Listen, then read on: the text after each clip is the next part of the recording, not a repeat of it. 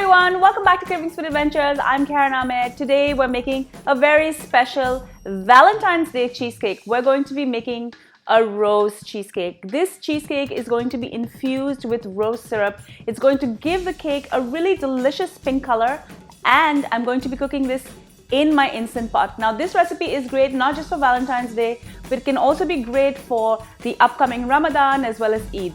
Before I go any further with this recipe, do make sure you subscribe to my channel and make sure to ring that bell so you're notified every time I upload a new video. Now let's get cooking.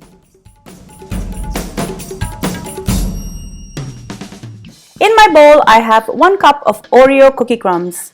You can use any kind of base that you fancy. I just think that the chocolate will hold really well against the delicate flavor of rose. Typically, half a cup of melted butter is enough to hold these crumbs together. You want the crumbs to be damp, but just not overly soggy. If your crumbs are too dry, just add a little bit more melted butter. But if they're too wet, just add a bit more crumbs. This cake pan is about 18 centimeters or 7 inches, and it has a removable bottom. I've greased the sides and the bottom, and I've lined it with parchment paper for ease of removal. I'm going to dump this into my prepared pan.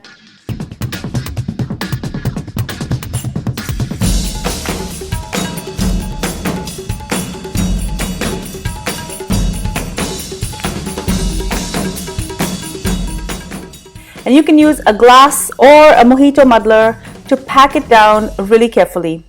I like to take my time packing these crumbs down just so it's even. If the crumbs are loose, they will start to come apart when you cut into it later. Once done, chill this in the fridge for about 10 to 30 minutes. I'm ready to begin. I have 2 packages of full-fat cream cheese here. These are 250 grams each, and I'm just going to zap these in the microwave just to soften the cheese. In my previous video, the packages I used were about 226 grams, but the extra cheese does not make too much of a difference. I'm just going to make sure to beat this thoroughly before I add any other ingredient. I really want to make sure there's no lumps of cheese later.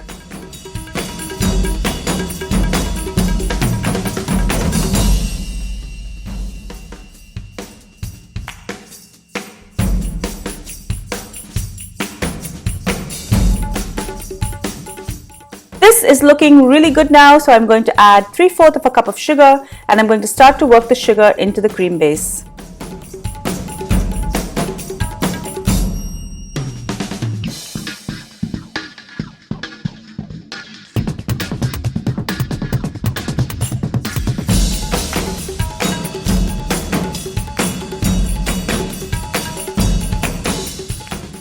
Next, I'm going to add 3/4 of a cup of sour cream. Make sure that the sour cream is full fat as well. I'm going to add 2 tablespoons of pre-sifted flour and the juice of half a lemon. It's now time for the roux afza. If you've never heard about this ingredient before, it's a rose syrup that comes from Pakistan, and it's used in many sherbets and desserts. It's a concentrated syrup made from fruits, vegetables, herbs, flowers and roots, and it has a sweet rose scent. You can find this in Arabic, Indian, Pakistani and specialty stores. If you can't find it, you can also buy it on Amazon. I'm going to leave a link to my Amazon store at the end of this video and in the description. I'm going to add 2 tablespoons of roux afza,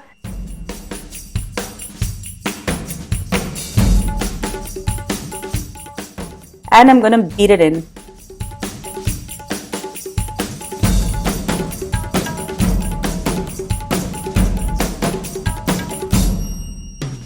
Be sure to scrape the sides of the bowl as well so you get a nice uniform color. I'm also going to add a 1/4 cup of heavy whipping cream and mix it in.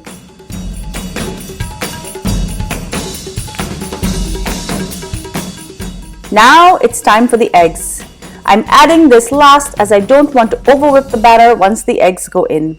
Add these one by one and just mix to incorporate the eggs in the batter.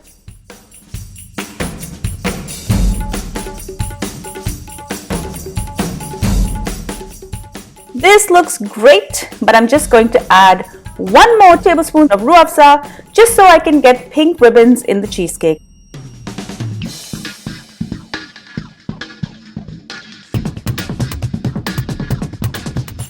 The base is well chilled now, and I'm going to scrape all of that cheesecake batter into the pan.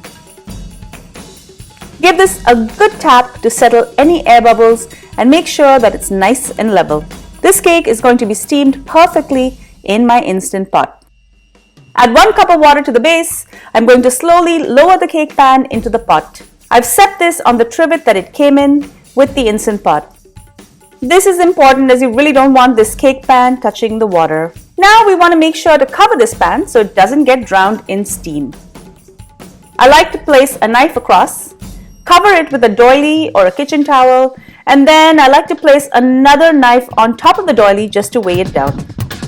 The first knife will prevent the doily from caving in with the moisture over the cake, and the second knife will weigh it down from flying upwards as the steam hits it. Just a little bit of science. Although it's fine to use a kitchen towel, I like to use a doily as it stands up better to moisture. It also lets some of that steam in, but just in small doses. It's all tucked in now, so I'm going to close the lid and set it to sealing mode and select pressure cooker or manual for some of the older machines. I'm going to set this to 30 minutes and then you just wait.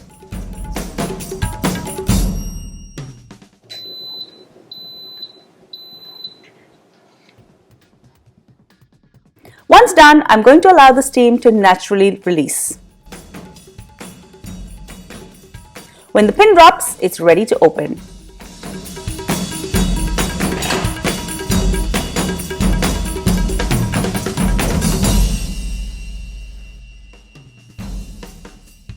Let it cool before removing it. Look how amazing this looks. I can already tell how fluffy and creamy this is going to be.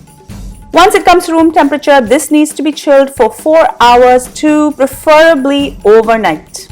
This is now well chilled and I'm ready to slice into it.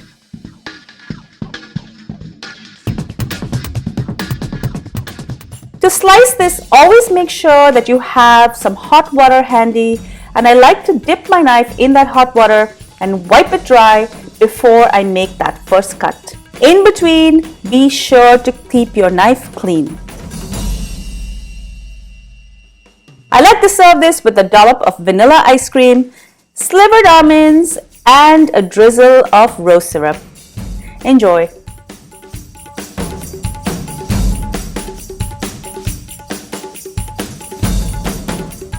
Thank you so much for joining me on Cravings Food Adventures. I hope you enjoyed this absolutely delicious recipe for rose cheesecake. I made it in my Instant Pot because I get great results. However, if you don't have an Instant Pot, you can also cook it in your oven. You just stick it into a bain-marie and cook it and it'll be amazing.